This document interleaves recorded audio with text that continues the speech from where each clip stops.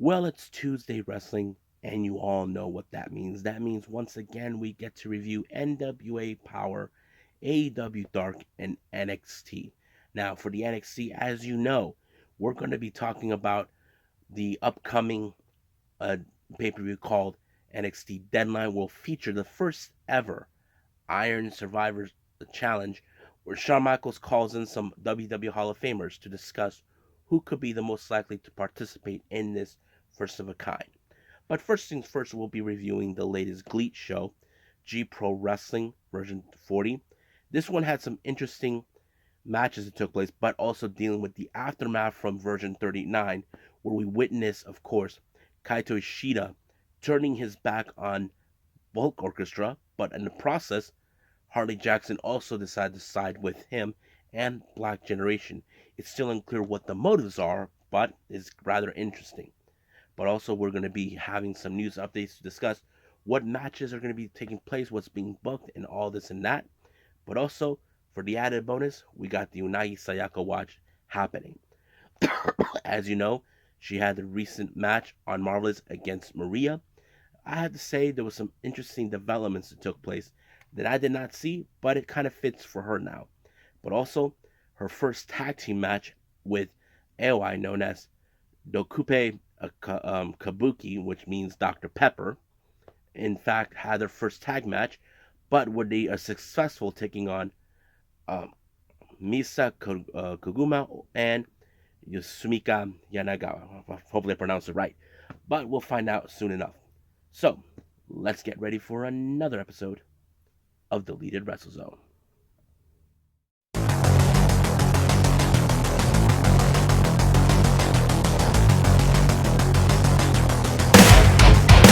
Are you ready? Get up, get up! Get up, get up! Get up, get up! Get up, get up! Get up, get up! Get up, get up!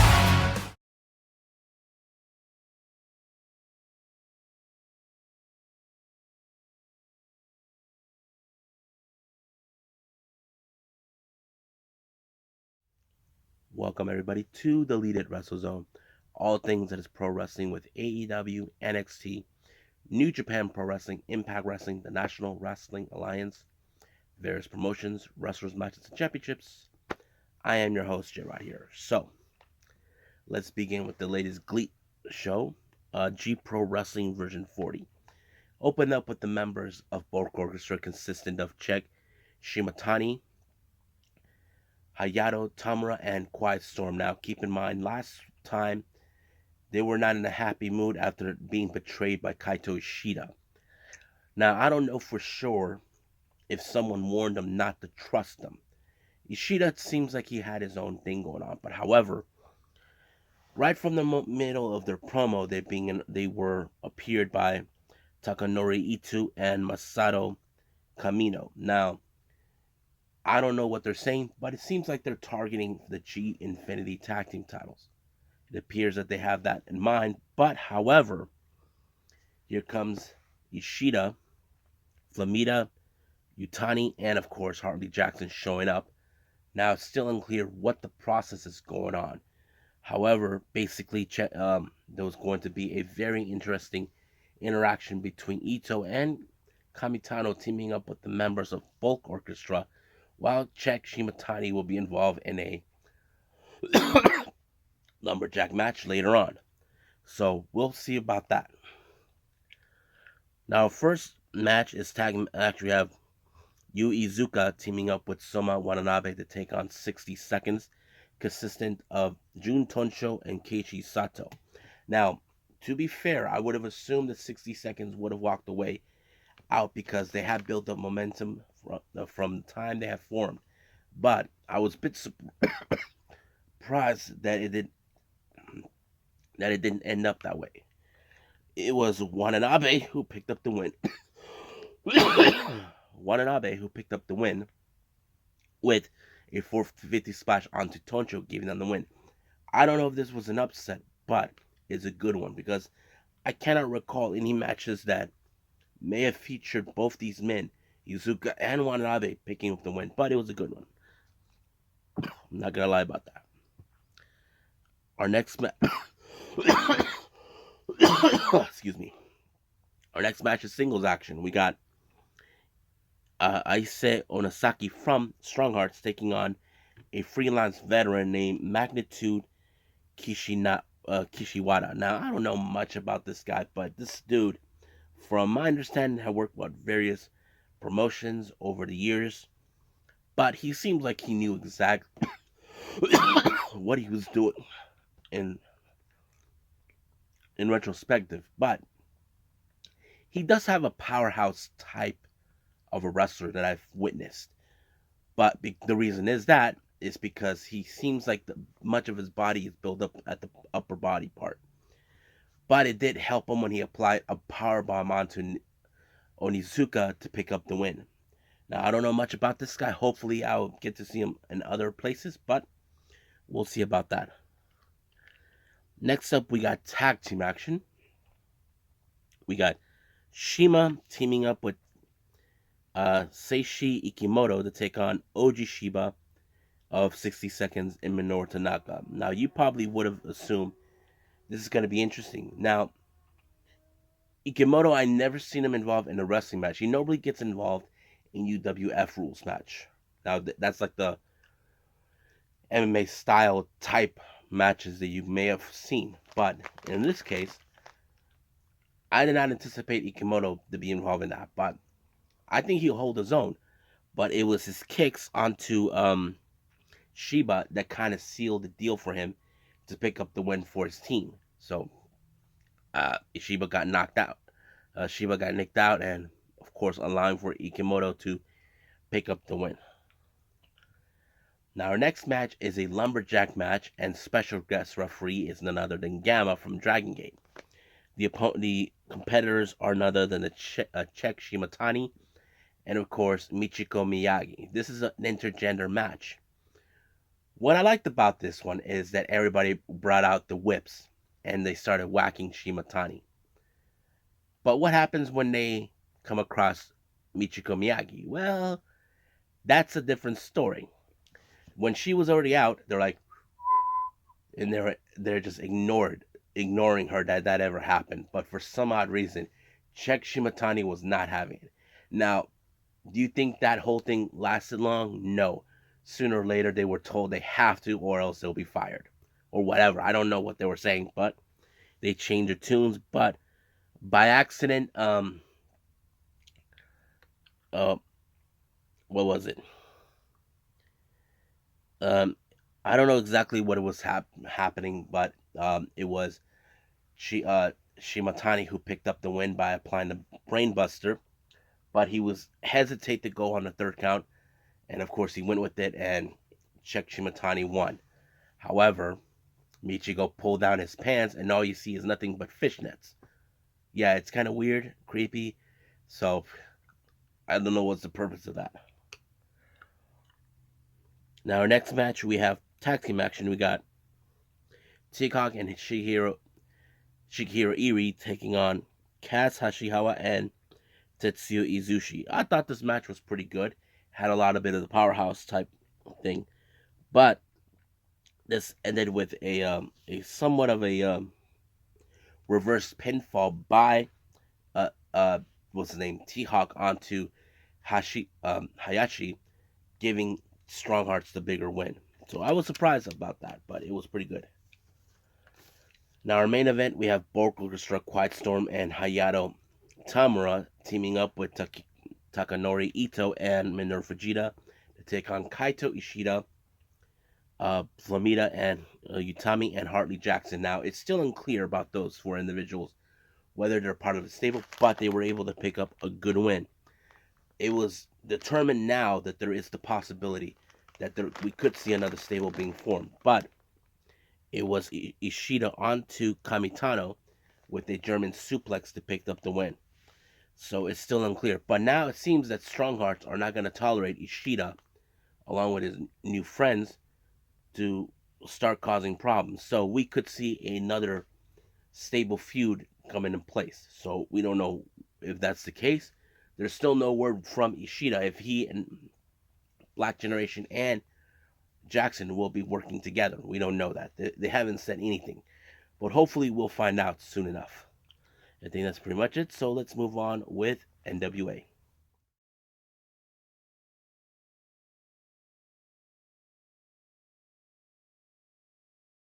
Okay, NWA Powerrr opened up with a tag team action with David Powers and Eddie Velo. Don't know much about these guys, but I can tell you this, that they were beaten up by none other than the new tag team known as Blunt Force Trauma, Carnage, and Damage. Now, this particular match kind of tells us, okay, here's a new formidable tag team that will be sending shockwaves and putting the entire tag team division on notice. But they pulled off an interesting win with a double flatliner onto I forgot who it was, onto Powers to pick up the win. So maybe that's what we're gonna see with these two guys. Now, our next match, we have Samantha Starr and her mother, NWA veteran Baby Doll, to take on Kilynn King. Now, this match was pretty awesome because we know that Kilynn King has been at the toughest matches in her career, with Camille and a few others. But I think Samantha Starr uh, pushed her to the limits. Now, Samantha Starr is willing to determine and make a name for herself, try to prove that she belongs in the NWA ring. But however, it was the King's Landing by Camille that picked up the win. So this wasn't an easy task for her, but it was a pretty good one. Now, May Valentine sets up a interview with Mikorio and Mims.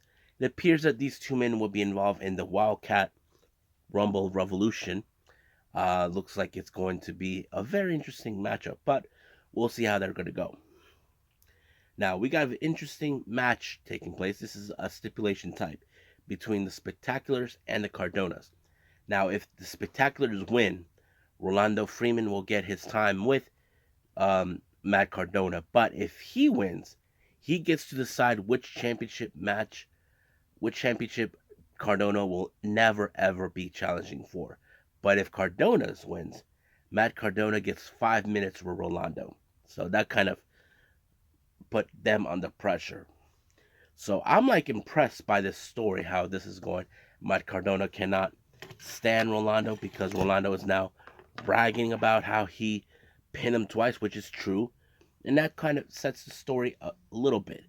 But Cardona, on the other hand, made the biggest mistake of his life by putting his hands on the referee, putting themselves in a disqualification. And of course, Rolando made the choice that Matt Cardona, if he loses to him, he will not get another opportunity of the NWA World title, which is a title that he's been pursuing since arriving at the NWA. But ever since he did pursue it and fought for it, he had to relinquish it. But now he's determined to bring it back. But now he gets in the match against Rolando, but if he loses to him, he will not get that title ever again. But you know for a fact Cardona would do anything to get to what he wants.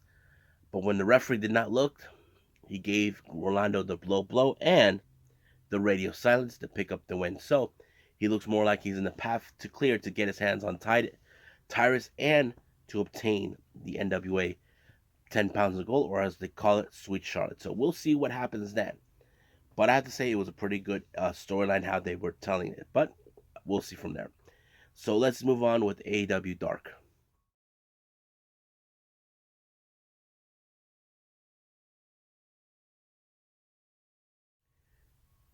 Okie dokie. AEW Dark opened up with the factory consistent of QT, Lee Johnson, and Cole Carter, along with Camarado and Solo Ento taking on Justin Carino. Now, don't ask me if he's related to Kobe. I'm not going to answer that question. Ryan Mooney and Stephen Josephi. Don't know who that is, but I can tell you with this particular match, with the combination to have Carter and Lee to lift up, what's his name? Carino up and give QT to apply the diamond cutter. But in this case, it was Cole Carter, who picked up the win by applying the pinfall. 1, 2, 3. The Factory take the win. Next up, we got Zach Clayton, who is being booed in Newark, New Jersey, since nobody in Jersey likes the Jersey Shore. His opponent is none other than Chris Wilde, but Wilde ended up on the wrong side of the Brainbuster, so that gives him the win. Next match, we have Hikaru Shida being accompanied by someone I mentioned time and time again in either in DDT or in Kambari Pro or Got to Move or Choco Pro. Hagane Shino, also their members part of the Maki Performance Group. Hikari Shida takes on Leila Luciano. Now that match, you can probably guess, it ended with, of course, with the katana allowing for Shida to pick up the win. Next up, we got the Jericho Appreciation Society, Matt Menard, Angela Parker, and Daniel Garcia taking on Tracy Williams, Jack Tomlinson, and LSG. Now, this match ended, of course, with the Jericho Appreciation Society, more specifically Daniel Garcia with the Dragon Sleeper onto Tomlinson, giving them the win. Next up, we got Brian Cage along with Prince Nana taking on Tony Deppen. This particular match ended with, of course, the drill claw by Brian Cage, giving him the win. Next up, we have the debut of Hagane Shino. I mentioned him; he was accompanying Shida earlier. He seems like he got a standing ovation. I guess people know who he is if you guys follow the Got to Move Mosley, because that's where he's been mostly appearing. But he takes on against Angelico. I thought this match was pretty great, but it was, of course, we all thought that the Navarro lock was going to be the one that's going to seal the deal, but no, apparently he put another type of submission that I don't think Hagen actually saw coming, but it did allow for Angelico to pick up the win. Next up, we got Emi Sakura along with Balin Aki taking on Taria James. This match ended with, of course, with the insane backbreaker by Emi Sakura.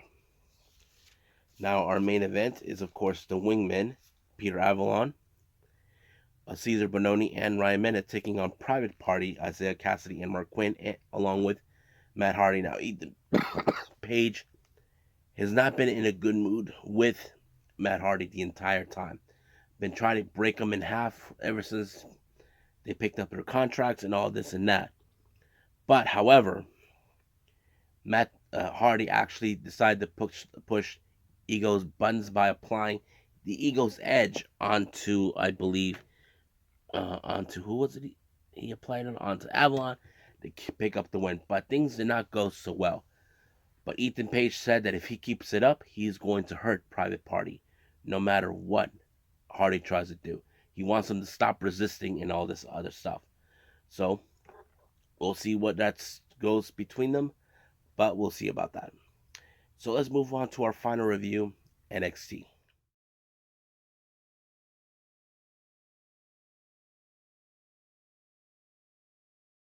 Okay, our final review, NXT, began with Roxanne Perez versus Indy Hartwell. Now, these two ladies have been going back and forth. Now, as you know, Indy Hartwell has shown a little bit more of the aggressive side. But as for Roxanne, we have seen her, how she has progressed. And of course, I did like how the feedback coming from both Booker T, as you know, he trained these two ladies himself. So I think it's more like, okay, now the Papa is watching both his daughters facing off each other. So how this was going to end. Now, you know that this would try to gain the attention to ensure they hopefully get into the Iron Survivor Challenge. And I think that sets the whole record straight. But it was Roxanne Perez that pulled off the Pops Rocks to pick up the win. Hope that kind of gave the impression that everybody needs in order to do that. Now, Andre Chase, as you know, has been busy, changes scenery. Now, because of what happened last week, Duke Hudson wanted to sign a petition to ensure that maybe he gets an opportunity to compete in the Iron Survivor Challenge. So, While he was doing that, Grayson Waller once again got into his face, saying that Duke Hudson will never change. And of course, Chase wanted to take care of him, but Duke Hudson decided, I'll do it myself. Now, in recent times, we have seen Dijak making a statement. However, his first victim now, since return, is Dante Chen.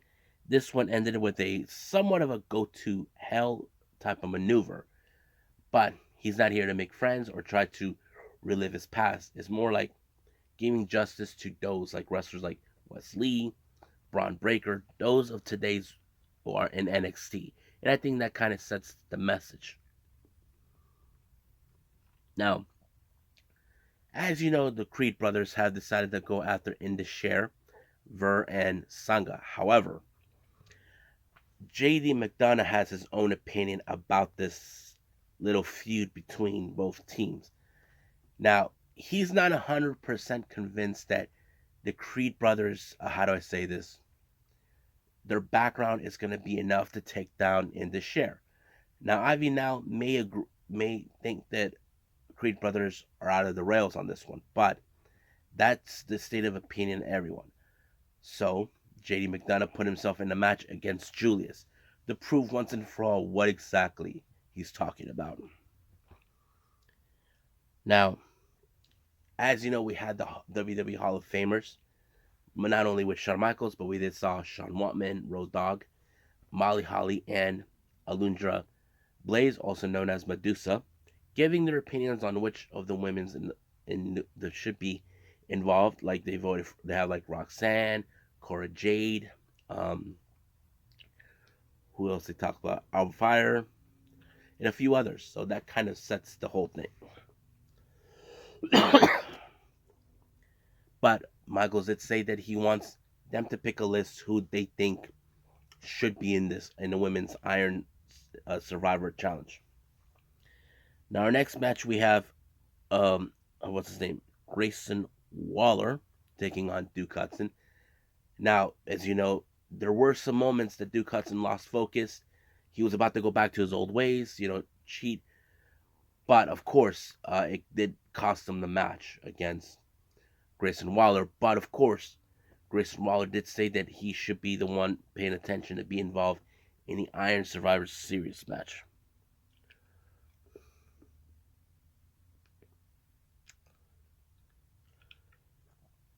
Now, as you know, we have recently seen Javier Bernal being up, trying to act like he thinks he's a smartass in some ways. He set up pillows of cologne that stinks. But however, a surprise came right in his face. Axiom. Now keep in mind, Axiom was on his list, but he was injured. But he said he was cleared. So it's like, oh, well, he get what he wants.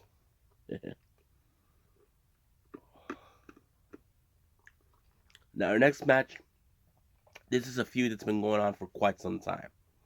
Kiana James versus Fallon Henley. Now keep in mind, in the storyline they're building up, Kiana James has an interest in buying the bar that belongs to Henley's family. But, of course, Henley was not going to take that crap for no apparent reason. Now, you probably would assume Henley would have found a way to do that, but somehow Kiana James was able to distract the referee long enough for her to pull off an illegal move without the referee noticing. But it was the 4-1K that sealed the deal for her to win. But the obvious question does remain, are they going to proceed more to the storyline with the bar? We don't know. That is something we will find out possibly next week. Now, Malik Blade has been pissed off at Von Wagner for what transpired a week ago. Von Wagner, who's a real piece of garbage, ripped off the sweater that belonged to Malik's dad. But, of course, Odyssey Jones and Idris Enofe are giving him a little encouragement that he should use that anger against him. But he did told him, let me do this alone. So he wants to fly solo, so they supported him completely on that. Now, once again, the WWE Hall of Famers talked about the men's. So, we got like Grayson Waller, Von Wagner, and a few others. But I will announce who were those. They did announce who will be involved later on. Now, if you guys remember, we had Valkyrie, who was from NXT UK. We haven't seen her for quite some time since she was injured, but now she's come back with a new image and a new storyline, I believe. Same kind of concept she's been doing, same character, but they added the name uh, Lyra Valkyria. I think that's what it is. So it's still unclear when she'll be making her debut, but it seems like she's coming to NXT.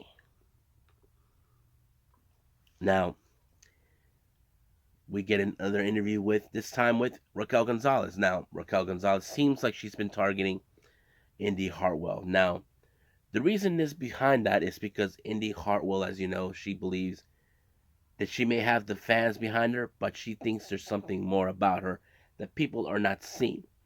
So she's trying to prove her wrong in certain aspects. And you know what surprised me? Raquel Gonzalez wasn't even involved in the conversation, but I would understand that maybe Raquel was not involved in the Iron Survivor Challenge was because she wasn't there long enough. Now, pretty deadly. No, wait a minute. Our next match is Javier Bernal versus Axiom. This was a very much of a technical submission type. As you know, Axiom still may not be 100% from his knee injury, but Bernardo did manage to use that as a way to to try to target it, but it was the ratio super kick onto by Axiom to Javier Bernal that picked up the win. I would have assumed the moment because the knee injury would have been like when he hits him, he's gonna hurt himself. No, I don't know if that was what really went wrong because I don't know if you guys noticed that. That could have been an interesting thing, but no. Now we do get another interview with this time with Pretty Deadly, talking about next week doing a little Christmas story. I'm gonna probably put some earmuffs on that one. Now, our next match we have JD McDonough versus Julius Creed. I thought this match was pretty interesting, but at some point we did see Sangha and Ver show up. They're just stood there watching. But I'm gonna skip to the end because this is what makes it so unique. JD McDonough was about to whack Julius Creed with the chair, but Sangha stepped in and, of course,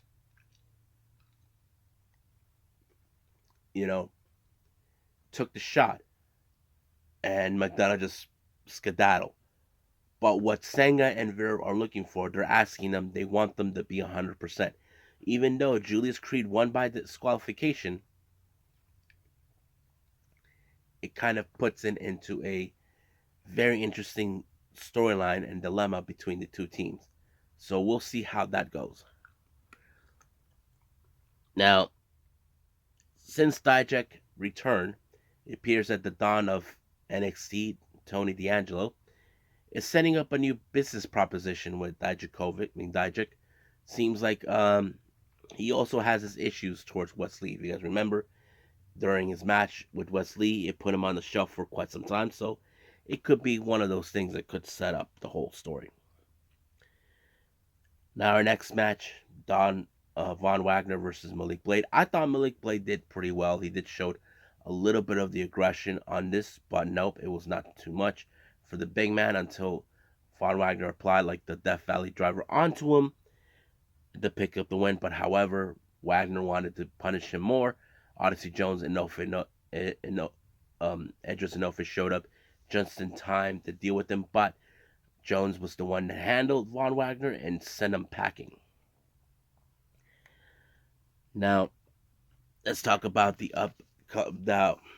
announced for the participants in the Iron Challenge Survivor. Now, here's what they got for the men's. We got Carmelo Hayes, JD McDonough, Grayson Waller, and I forgot who else. I think Von Wagner, yeah. But however, there's going to be a triple threat wild card challenge taking place next week. Now for the women, we have Zoe Stark, Cora Jade, Roxanne Perez, and Kiana James. Same thing for the fifth person. So we're going to have wild card matches taking place next week to determine the fifth participants for this particular match. Now our main event is Toxic Attraction, Gigi Dolan, Jane, and Mandy Rose taking on Nikita Lyons, Katana Chains, and Kaden Carter. Now, keep in mind, earlier in the day, earlier in the event, Nikita Lyons was coming out, but was attacked by Zoe Starks right at the knee. Now you can say, was she 100%? No. That knee kind of put it in the storyline, telling us she was not okay. But of course, it took the advantage for Toxic Attraction to win. Now, keep in mind, in this type of match, we know that Dolan and Jane are determined to win back the NXT Women's titles. But Nikita Lyons does have something, does have Zoe Starks in her sight after what happened the last time. So that's how it ends. So we'll see what happens next week. Who's going to participate as the fifth participants in the Iron Survivor Challenge. And we'll see what happens, what matches will be booked at Deadline.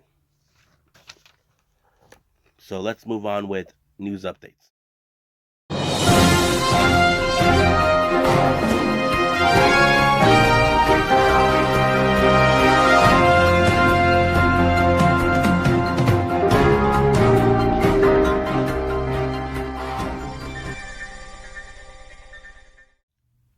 Okay, for our news update, so this is what we have. This was coming from various sources talking about FTR. It was told that FTR will, their contracts will expire with AEW in April of 2023, but they did discuss their plans for the future, what they want to do. Their idea is to take 1 year off from the big companies, like AEW, WWE, and focus more and take a tour with the independents. Now, some of you may question, is that wise for them? I have to say, I think they're looking for more appreciation for their love of pro wrestling, even if they have to do this independently. And I think it sets the whole thing. Now, it's still unclear what their plans are going to be next after this whole thing. I wouldn't be surprised if WWE will try to give them a call once their little 1 year off is done. Now, our next update, we have the 7th entrant for the Pro Wrestling Guerrilla Battle of Los Angeles event. The next person that was announced is none other than the Foundation, the Octopus, Jonathan Gresham. Now, our next update, Wrestling Revolver for the season finale pay-per-view announced for a 3-way for the tag team championship match taking place. We have OGK, the champions, taking on Dan Scout, Dan the Dad, and Jake Manning versus Infrared. So this is going to be interesting. Now for our GCW updates here, a match was announced for this Sunday on the one afternoon only. Axton Ray versus AJ Gray, who we haven't seen for quite some time.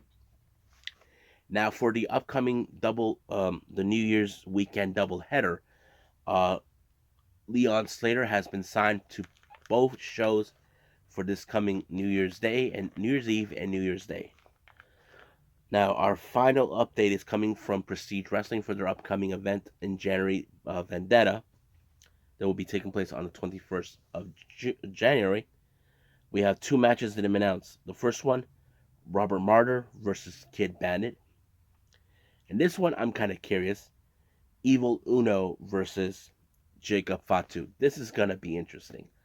I'm kind of curious how this one's going to go between these two. But it's going to be fun. And I think that's it for our news updates. But I think it's time for the Unagi Sayaka Watch.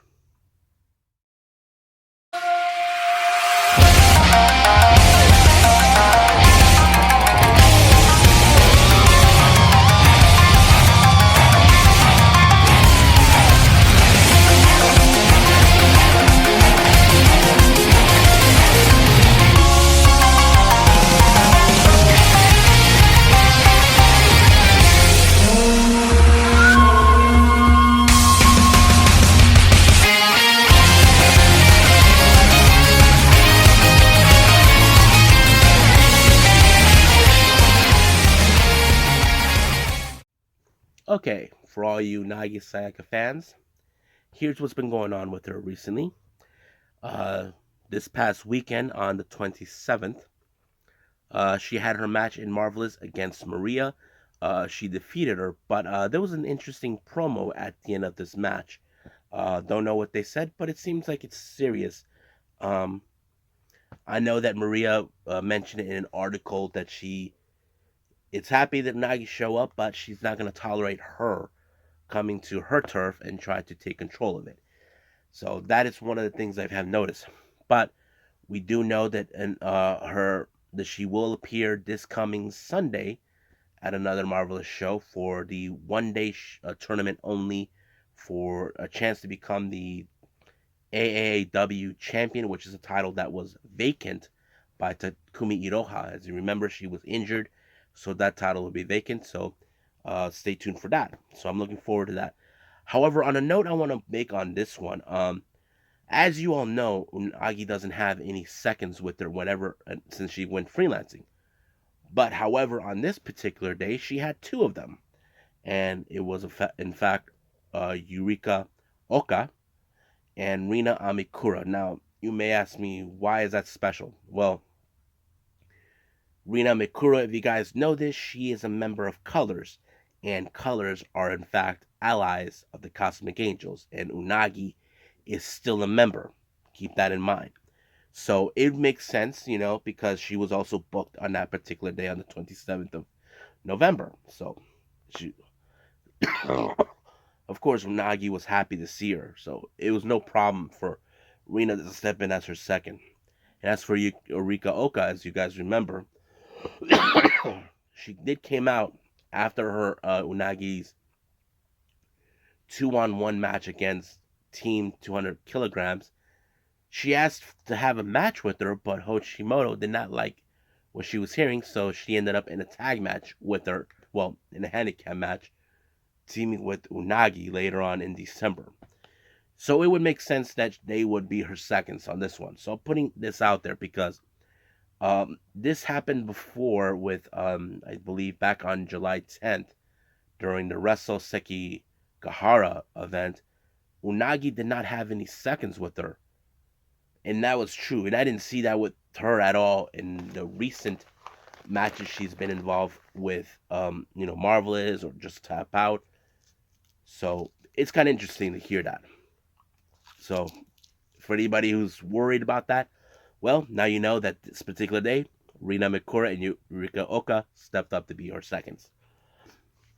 Now, for her Just Tap Out event that took place recently on the 29th, her tag partner, Aoi, together known as the Kupe Kabuki, or as the Kupe stands for Dr. Pepper, if you guys got the reference. Unagi loves Dr. Pepper, and she has a limited supply of it. So anyway, their first match together, they ended up facing against Misa Kagura, or as we call her, Tam Nakano's clone, and Sumika Yanagawa. Now, this match ended by having Aoi and Nagi winning their first tag match. And of course, Aoi just changed her hair color recently, and I thought it was kind of interesting that she went to a different direction. But however, I think I like how this story is being built up between this, because I think Yanagawa and Kagura are questioning Aoi's intentions. Like, why would you side with an outsider? Because if you guys ever understand storylines with outsiders, it's like it's unnatural for someone who was bred within this promotion to align themselves with people from who are outsiders, the invaders. And I think that kind of sets that story up. But it's still unclear what else are there, Unagi and Ella are planning to do. Now, I can say we have seen how successful they are in the match.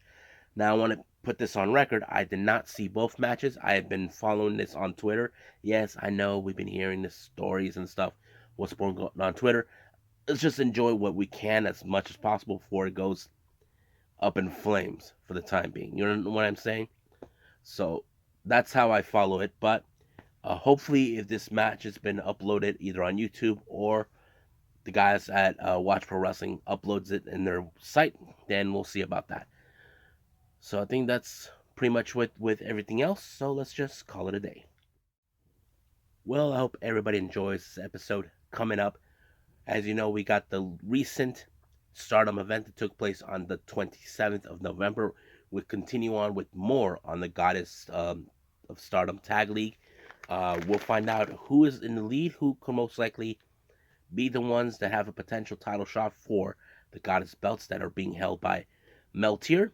And of course, we got the latest New Japan Pro Wrestling with World Tag League taking place. And of course, we cannot forget AEW Dynamite. We're going to see some interesting developments taking place. Because as you all know, we're waiting for MJF to make his appearance to find out what's been going on. And of course, we got match 3 of the best of series and plenty other stuff. If there's any news updates out there, then I'll be sharing with all of you. So, I'll see you guys on the next DWZ time. Same DWZ channel. I must bid all of you adieu. So, goodbye. And have a nice day. Bang.